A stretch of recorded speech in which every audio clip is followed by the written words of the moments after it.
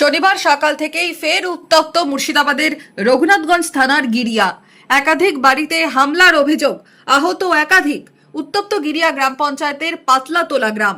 গিরিয়া গ্রাম পঞ্চায়েতের প্রধান জুলমত খাতুনের স্বামী স্থানীয় তৃণমূল নেতা মিঠুন শেখের বিরুদ্ধে হামলার অভিযোগ এক গোষ্ঠীর। আক্রান্তদের দাবি তারাও তৃণমূল কংগ্রেসই করেন। অভিযোগ অস্বীকার অন্য পক্ষের। আজকে কি হঠাৎ করে মারধর করেছে না পুরনো কোনো পুরনো মানে ধরো আরা কেসটা উঠাইবার লাগে এ করছে তোমরা কেস উঠাও না তো বাদ তো থুবো না আমরা বাদি কেনে আমরা কি কেস উঠিয়ে দাও না খো। একটা উপপ্রধান হয়ে কজনকে মারধর করেছে? মেয়ে ছেলেকে সবাই কি করেছে কাকে ওরা তো কেউ কি হাসপাতালে ভর্তি আছে? কজন আছে? একজন আছে আমাকে পাঠিয়ে দিয়েছে। কি নাম ওর? জেন্টু শেখ হাসপাতালে আছে। স্থানীয়দের দাবি এদিন সকালে নদীর ঘাটে দুই পক্ষের মধ্যে বিবাদ বাধে। এক পক্ষের দাবি পুরনো মামলা তুলে নেওয়ার জন্য চাপ দিচ্ছিলেন গ্রাম পঞ্চায়েতের উপপ্রধানের অনুগামীরা। তার জেরেই এই ঘটনা। ছিলেন খোদ গিরিয়া গ্রাম পঞ্চায়েতের প্রধান জুলমত খাতুনের স্বামী স্থানীয় তৃণমূল নেতা মিঠুন শেখ। প্রধান মিঠুন আবার করে ফিজিল অহেদুল সেন্টু সব এসে অঞ্চলের লোককে ডাকলে ফোন করে দিয়ে আমাদের গেটে গেটে আমরা ঢুকে থাকলাম, গেটে গেটে বাড়ি মেরে ওয়াহিদুল মিঠুন প্রধান একবারে ধাক্কা মারলো আমাদের ই করে বুকে।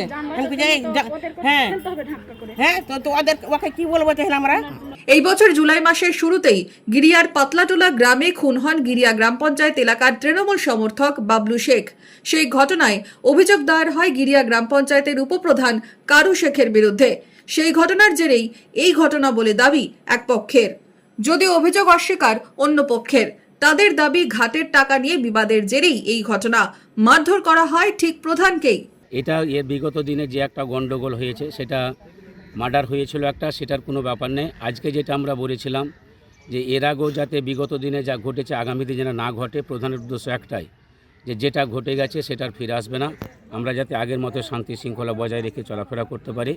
যার জন্য এই কথা বলতে এসে প্রধানের উপর হামলা করে এবং এদের আমার চোখের সামনে যেটুকু আমি দেখেছি তাতে আর কিছু লোকজন না থাকলে প্রধানকে প্রাণে মেরেই ফেলতো এরা। প্রধান কোনো দলবল নাই, এরা 4-5 জন লোক ছিল। প্রধানের একটাই উদ্দেশ্য ছিল যে যেটুকু ঘাটে ঘটেছে আগামীতে যেন ওটার বড় ধরনের কিছু না ঘটে, তার জন্য তার বাড়িতে বুলিতে আসা। এই বুলতে আসার ফলেই প্রধানের উপর অ্যাটাক করে।